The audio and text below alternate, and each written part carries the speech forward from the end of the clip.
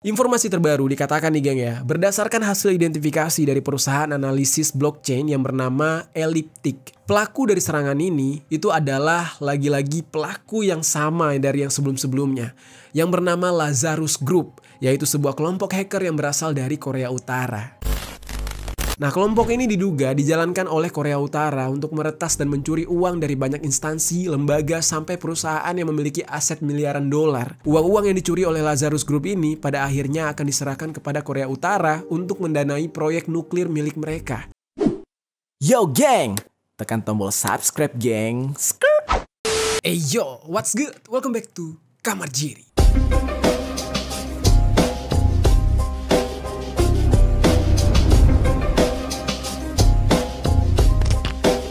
Geng, hari ini kita bakal membahas sebuah kasus mengenai peretasan atau hacker yang menyerang salah satu platform kripto yang bernama Bybit. Ini bacanya gimana nih? Bybit apa Bibit? Gua bacanya Bybit aja kali ya. Jadi sesuai dengan kenyamanan gue aja gitu. Jadi geng, buat kalian yang belum tahu, Bybit ini atau Bibit ini adalah sebuah bursa mata uang kripto global, dan Bybit ini banyak banget digunakan oleh orang-orang yang bermain kripto. Jadi bisa kalian bayangkan nih geng, seberapa pentingnya Bybit ini dalam transaksi kripto. Nah, seharusnya aplikasi keuangan atau platform keuangan sepenting ini dengan pengguna yang begitu besar, apalagi tingkatannya global, harusnya super duper aman. Nah, tapi malah ada orang yang berhasil ngehack atau ngebobol platform ini, yang mana ini bakal mengancam aset-aset yang nominalnya sangat besar di dalam platform tersebut. Nah, makanya peretasan yang satu ini dianggap sebagai salah satu pencurian kripto terbesar di dalam sejarahnya, geng. Sampai-sampai FBI pun turun tangan untuk menyelidiki siapa dalang dibalik peretasan Bybit ini.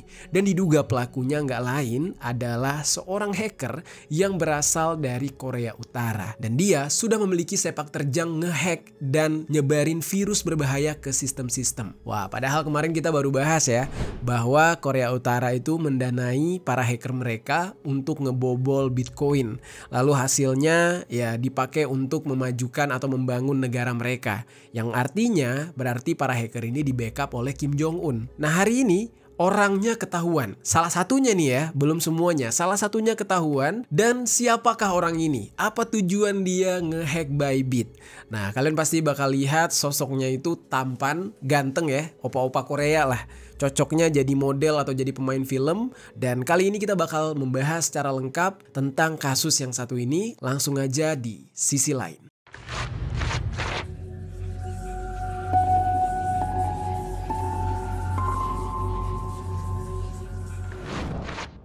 Oke, kita langsung masuk ke dalam pembahasan pertamanya, yaitu Bybit mengalami peretasan dan pencurian. Jadi geng, Bybit ini didirikan pada tahun 2018 sebagai sebuah perusahaan yang pada saat itu masih baru. Diketahui kalau Donald Trump dan mantan pemimpin PayPal yang bernama Peter Thiel termasuk di antara para investor yang mendanai Bybit ini. Dan Bybit ini sudah memiliki lebih dari 60 juta pengguna yang ada di seluruh dunia dengan menawarkan akses ke berbagai mata uang kripto. Nah, sebelum insiden ini terjadi, Bybit memiliki total aset sekitar 16 miliar USD atau setara dengan 261,6 triliun rupiah. Dan berita terbarunya mengenai Bybit di bulan ini justru mengagetkan banyak orang, termasuk dengan orang-orang yang menjadi pengguna Bybit, sebab Bybit sendiri mengatakan kalau bursa tersebut sudah diretas atau dihack oleh seseorang, kemudian orang tersebut mencuri token digital yang bernilai sekitar 1,5 miliar USD atau setara dengan 24,5 triliun rupiah. Gede banget angkanya. It's a real world mega crypto heist. As per security experts, they have pulled off the largest cryptocurrency theft on record, stealing $1.5 billion from the digital asset exchange Bybit. Menurut keterangan dari CEO Bybit yang bernama Benzo, token kripto tersebut diambil dari sebuah fitur yang bernama Cold Wallet, yaitu dompet digital yang biasanya disimpan secara offline, dan fitur tersebut dianggap lebih aman dari sistem-sistem yang lain.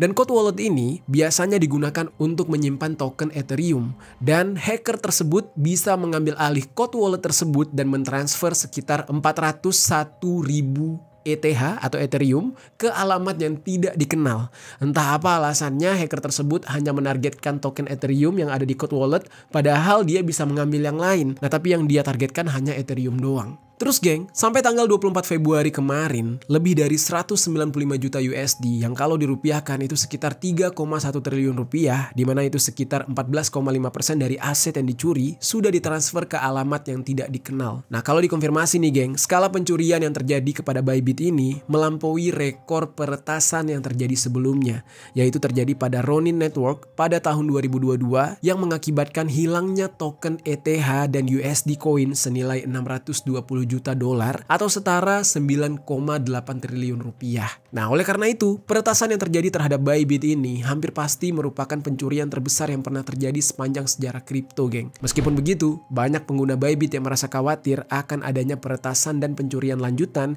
sehingga pengguna ingin menarik dana mereka yang tersimpan di Bybit.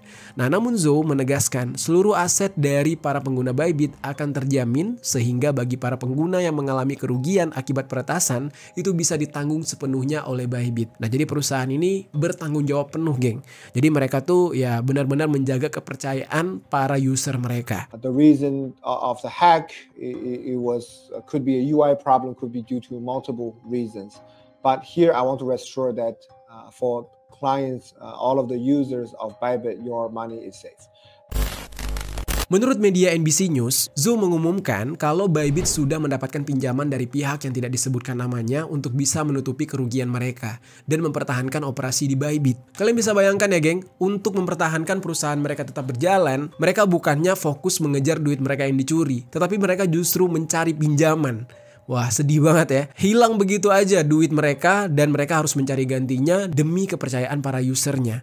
Nah, karena peretasan serta pencurian aset dari Bybit ini ternyata nggak hanya berdampak pada Bybit aja, tapi juga seluruh industri kripto yang membuat munculnya kekhawatiran tentang keamanan di platform perdagangan kripto. Pendiri Binance yang bernama Changpeng Zhao itu diketahui sampai turun tangan untuk memberikan saran kepada Benzo mengenai langkah-langkah pencegahan agar Bybit tidak mengalami kerugian yang lebih besar lagi. Dan salah satu saran yang diberikan adalah untuk menghentikan proses penarikan dana demi melindungi para pengguna. Nah, karena takutnya kan kalau ada proses penarikan dana yang dibiarkan bisa mengalir atau di-approve gitu, nah bisa-bisa nanti mereka nggak bisa mendeteksi atau membedakan atau memfilter mana yang hacker sama mana yang user asli. Nah, jadi di saat itu, selain Changpeng Zhao, ada beberapa pemimpin kripto lainnya yang ikut memberikan dukungan kepada Bybit. Termasuk diantaranya adalah salah satu pendiri Binance lain yang bernama Yi He. Nah, dia ini menawarkan bantuan dalam menangani krisis yang terjadi di Bybit. Sementara itu, pendiri Tron yang bernama Justin Sun, itu juga berjanji akan membantu untuk melacak dana yang sudah dicuri oleh si hacker tersebut. Nah, komunitas kripto juga sudah menyerukan agar menguatkan langkah-langkah keamanan yang ada di seluruh bursa untuk bisa mencegah insiden yang sama bisa terjadi di kemudian hari. Nah, karena pencurian ini juga, nilai dari Ethereum itu sempat menurun sekitar 4%, geng. Sehingga nilai satu token ETH itu jadi sebesar 2.641 yang kalau dirupiahkan hanya sebesar 43,1 juta rupiah. Nah, menindaklanjuti kasus peretasan atau pencurian Bybit ini, perusahaan tersebut memberikan pemberitahuan di akun X resmi mereka kalau pihak mereka sudah melaporkan kasus ini kepada pihak yang berwenang dan akan memberikan informasi terbaru setelah mereka mendapatkan informasi lebih lanjut terkait kasus ini. Dan Bybit juga sudah bekerja sama dengan penyedia analisa on-chain untuk bisa mengidentifikasi alamat-alamat yang menjadi tujuan pengiriman dari token ETH mereka yang dicuri tadi. Nah, lalu mulailah banyak pertanyaan yang timbul. Kok bisa si pencurinya itu ya selihai itu, seaman itu mencuri tanpa ketahuan gitu. Nah, siapakah pelaku dari serangan dan pencurian Bybit ini? Informasi terbaru dikatakan nih geng ya, berdasarkan hasil identifikasi dari perusahaan analisis blockchain yang bernama Elliptic. Pelaku dari serangan ini itu adalah lagi-lagi pelaku yang sama dari yang sebelum-sebelumnya, yang bernama Lazarus Group, yaitu sebuah kelompok hacker yang berasal dari Korea Utara. Nah, dana yang dicuri awalnya disebarkan ke 50 alamat yang berbeda yang masing-masing berisi sekitar 10.000 token ETH, yang mana hal ini menjadi bagian dari upaya mereka untuk melakukan pencucian koin. Praktik ini sama dengan pencucian uang, tapi bedanya yang ditransfer bukan uang, melainkan koin kripto yang nilainya sama gitu, geng. Nah, sekarang kita bakal masuk nih ke dalam pembahasan mengenai apa itu Lazarus Group dan seberapa berbahayanya grup yang satu ini. Mungkin viewers gue sebagian besar udah tahu ya mengenai Lazarus Group ini, sebuah kelompok yang sering melakukan peretasan dan pencurian uang di perusahaan atau instansi besar milik sebuah negara. Tapi buat yang belum tahu, gue bakal ngejelasin sedikit mengenai apa itu Lazarus Group. Nah jadi geng, Lazarus Group ini memiliki beberapa sebutan geng, yaitu Guardians of Peace, terus Whois Team, dan juga APT38. Nah kelompok ini diduga dijalankan oleh Korea Utara untuk meretas dan mencuri uang dari banyak instansi, lembaga, sampai perusahaan yang memiliki aset miliaran dolar. Uang-uang yang dicuri oleh Lazarus Group ini pada akhirnya akan diserahkan kepada Korea Utara untuk mendanai proyek nuklir milik mereka. Makanya mungkin kita selama ini bertanya-tanya geng, kenapa bisa Korea Utara yang dianggap sebagai sebuah negara yang terisolasi dan gak memiliki banyak uang tapi bisa memiliki nuklir serta mengembangkan nuklir, dan bahkan sekarang punya hacker yang bisa membobol platform dunia gitu. Nah ternyata nih ya, semua hal tersebut bisa mereka bangun ya, uangnya berasal dari pencurian dan peretasan dari para hacker yang mereka bentuk, yang mereka pelihara. Dan kelompok hacker yang paling terkenal di negara ini adalah Lazarus Group tadi.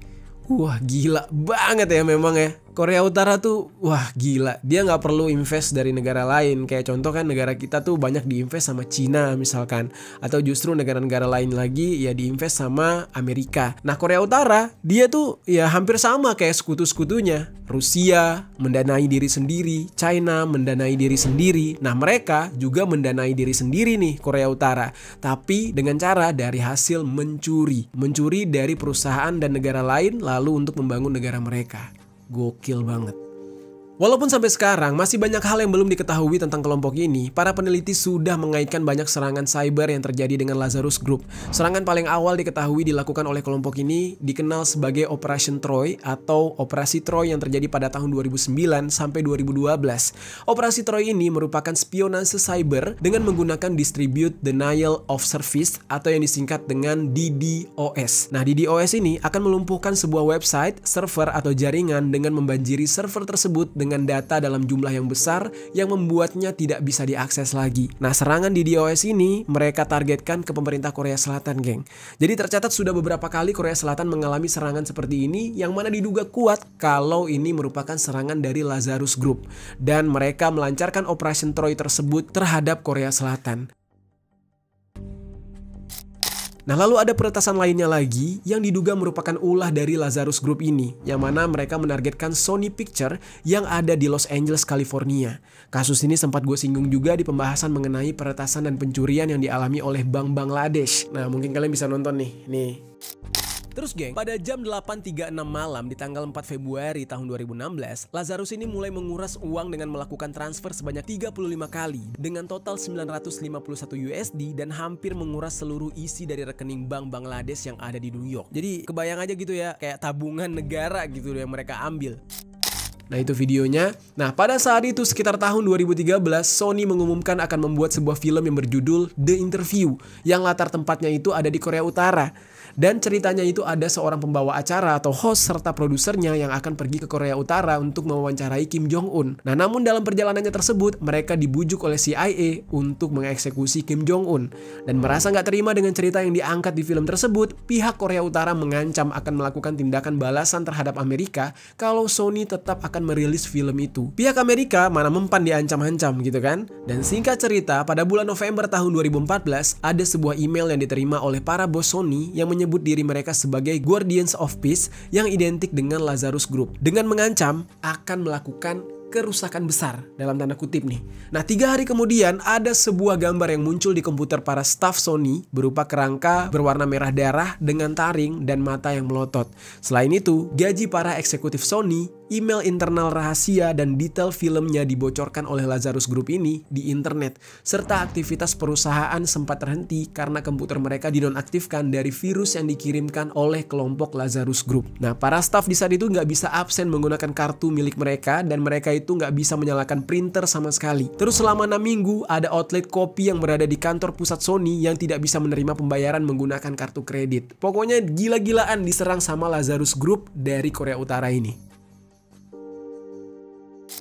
Terus kemudian geng, dari serangan Lazarus Group ini ke Sony, mereka kembali beraksi lagi, yaitu melakukan peretasan dan pencurian terhadap Bank Bangladesh di tahun 2016. Ya ini kasusnya gue udah jelasin lengkap di konten gue yang sebelumnya. Nah kalian bisa nonton di video tersebut ya. Nah lalu setahun kemudian, tepatnya pada bulan Mei tahun 2017, ada sebuah virus ransomware yang bernama WannaCry yang menyerang secara besar-besaran terhadap institusi di seluruh dunia, mulai dari National Health Service milik Inggris, terus ada perusahaan pesawat Boeing, sampai universitas yang ada di China. Nah, serangan tersebut berlangsung selama 7 jam 19 menit dan diperkirakan serangan ransomware WannaCry ini itu mempengaruhi hampir 200.000 komputer yang ada di 150 negara, terutama server yang ada di Rusia, India, Ukraina, serta Taiwan.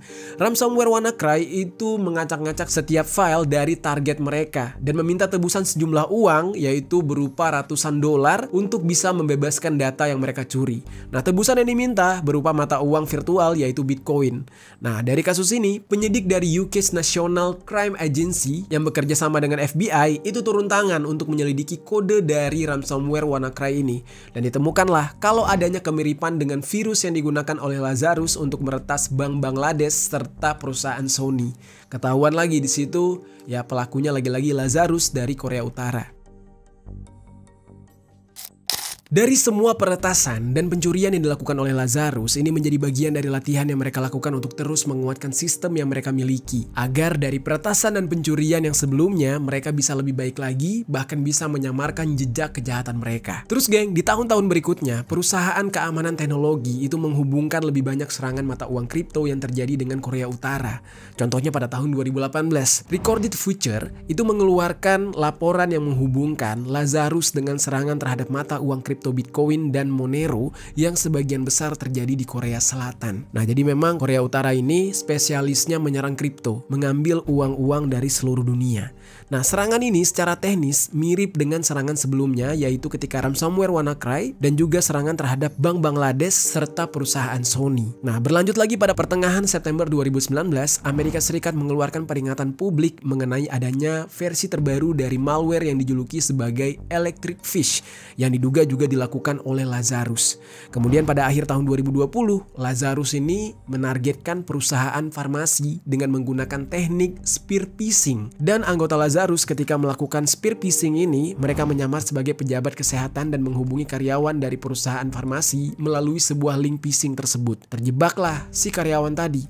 Dan diperkirakan ada beberapa organisasi farmasi besar yang menjadi target. Salah satunya adalah AstraZeneca. Google dan Microsoft pun pernah menjadi target dari Lazarus ini, geng, pada bulan Januari tahun 2021.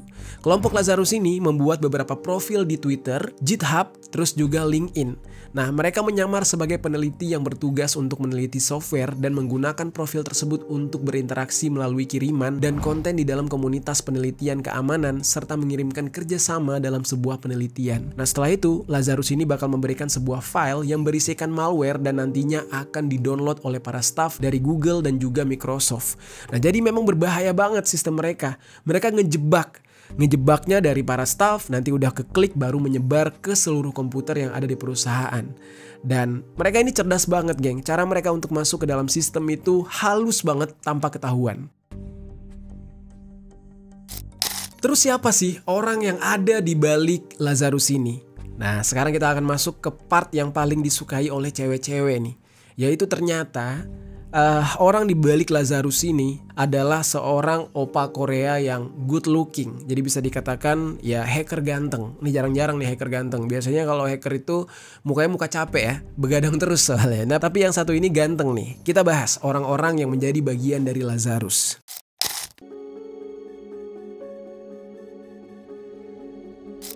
Jadi geng, walaupun masih banyak yang tidak diketahui mengenai Lazarus ini, seperti siapa orang-orangnya yang menjadi bagian dari Lazarus dan di manakah mereka berada. Nah, tapi ternyata ada satu orang yang dicurigai kuat menjadi bagian dari Lazarus, yaitu seorang pria yang bernama Park Jin-hyuk. Nah, dia ini diduga melakukan serangkaian peretasan dan pencurian yang dihubungkan dengan Lazarus, termasuk yang terbaru yaitu Bybit. Nah, dia ini memiliki banyak nama seperti Park Jin-hak, terus juga Park Kwang-jin, dan lain-lain. Diketahui sepak terjangnya dia ini pernah berkuliah di Kim Chaek University of Technology yang ada di Pyongyang, Korea Utara. Nah, setelah dia lulus dari sana, Park Jin Hyuk ini diketahui bekerja di perusahaan Korea Utara yang bernama Chosun Expo yang terletak di kota pelabuhan Dalian, China. Nah, yang mana perusahaan tersebut itu ternyata bergerak untuk membuat program dari website judi online. Nah, dia bekerja di sana tuh. Dan ketika dia berada di Dalian, dia pernah membuat email, CV, serta menggunakan sosial media untuk membangun jaringannya. Dan berdasarkan jejak digitalnya dia ini berada di Dalian sejak tahun 2022 dan beberapa kali ke sana antara tahun 2013 atau 2014. Nah, antara tahun tersebut diduga Park Jin Hyuk sudah kembali ke Korea Utara karena aktivitas internetnya berasal dari Pyongyang. Jadi kebaca tuh kayak IP address-nya dia itu bergerak di Korea Utara, udah bukan lagi di daerah Dalian, China. Terus geng, FBI kemudian menemukan adanya email dari tahun 2011 yang dikirim oleh seorang manajer dari Chosun Expo untuk mengenalkan Park Jin Hyuk kepada klien luar. Nah, dari email tersebut ada foto dari Park Jin Hyuk yang kemudian diambil oleh FBI untuk ditampilkan di daftar pencarian orang yang dibuat oleh FBI. Jadi ketahuannya itu dari data-data di masa lalu, dari tracking email di masa lalu, akhirnya mukanya terpublish. Nah, sebelum terjadinya insiden Bybit, otoritas Amerika sudah terlebih dahulu mendakwa Park ini dengan tuduhan melakukan penipuan dan penyalahgunaan komputer. Nah, selain itu, Park ini juga dijatuhi tuduhan melakukan penipuan secara jaringan atau online gitu ya, yaitu penipuan yang melibatkan komunikasi elektronik antara bulan September tahun 2014 dan Agustus 2017 dengan hukuman penjara selama 20 tahun, geng. Nah, cuma di saat itu, sebelum dakwaan tersebut diajukan, dia ini udah kembali ke Korea Utara dan tidak pernah terlihat lagi. Jadi udah nggak bisa ditangkap. Dan Korea Utara diduga membackup dia dan menyembunyikan si Park Jin Hyuk ini di sana supaya nggak ketangkap. Karena Park Jin Hyuk ini ya dia berguna, dianggap sebagai aset oleh negaranya. Terus geng, selain Park Jin Hyuk, ada lagi dua orang Korea Utara lain yang bernama John Chang Hyuk dan juga Kim Il dalam melancarkan aksi kejahatan tersebut. Kementerian Kehakiman menuduh ketiga orang tersebut bekerja untuk Biro Umum Pengintaian atau kayak ya perusahaan spy atau perusahaan mata-mata gitu. Dan memang ini adalah badan intelijen di angkatan bersenjata milik Korea Utara, jadi bekerja untuk pemerintah. Nah, tapi lagi-lagi karena mereka ini dilindungi oleh pihak Korea Utara, Amerika Serikat sendiri nggak bisa menghukum mereka, geng. Ya gimana mau dihukum, ditangkap aja nggak bisa, yang ngelindungin negara gitu. Dan berdasarkan informasi yang gue dapatkan dari BBC, ada 3 tujuan utama kenapa pemerintahan sebuah negara memilih melakukan serangan cyber untuk melindungi kepentingan mereka, yaitu untuk mencuri kekayaan intelektual, memata-matai dan mencampuri politik negara lain. Dan itulah yang dilakukan oleh Korea Utara. Nah, tapi case ini sepertinya berbeda dengan apa yang dilakukan oleh Lazarus karena mereka mendapatkan instruksi langsung dari Korea Utara untuk melakukan serangan dan mencuri uang karena memang Korea Utara semata-mata ingin mendapatkan uang untuk mendanai nuklir mereka. Dan Korea Utara sudah berulang kali menunjukkan diri mereka yang bertanggung jawab melakukan peretasan dan pencurian untuk mendanai proyek-proyek Korea Utara.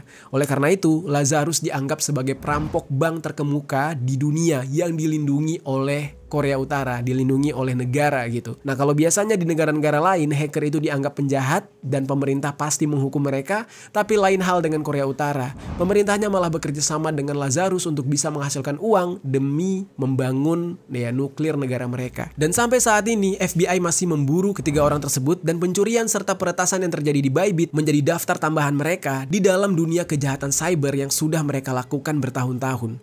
Yang mungkin di kemudian hari akan terjadi kasus-kasus seperti ini lagi kalau Korea Utara masih terus melindungi mereka semua. Yang bisa dilakukan oleh otoritas pemerintah adalah terus melakukan penguatan keamanan cyber agar tidak mudah diretas oleh Lazarus ini. Tapi kayaknya ya seiring dengan ya menguatnya pertahanan cyber suatu negara, ya beriringan juga dengan kekuatan Lazarus yang terus berkembang gitu. Kayaknya agak susah diberantas hacker yang satu ini. Nah, itu dia geng pembahasan kita kali ini mengenai peretasan dan pencurian yang dialami oleh Bybit, yang mana ini menjadi pencurian kripto terbesar dan diduga kuat dilakukan oleh Lazarus Group dari Korea Utara. Nah, gimana geng menurut kalian? Apa tanggapan kalian dari kasus yang satu ini? Coba tinggalkan komentar di bawah.